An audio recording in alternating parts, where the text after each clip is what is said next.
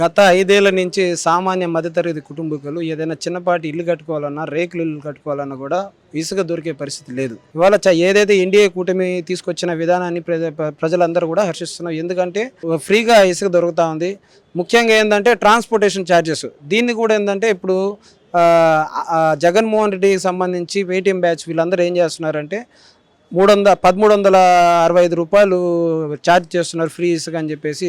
ఒక మంచిలో కూడా ఏంటంటే చెడుని చూపిస్తున్నారు ప్రజల్లో తీసుకెళ్ళేది. వాస్తవానికి ఏంటంటే ప్రజల దగ్గర మనం వెళ్ళామనుకోండి, వాళ్ళే చెప్తారు గతంలో ఏ విధంగా ఉంది, ఇసుక రేట్ ఎంత ఉంది, ఇప్పుడు మనకి ఏ విధంగా దొరుకుతుంది అనేది. ఇవాళ వాళ్ళ ప్రాబ్లం ఏంటంటే అధికారం ఉన్నప్పుడు అంతా ఏంటంటే ఇసుక తీసుకొచ్చేసి డంపింగ్ చేసుకున్నారు అనమాట.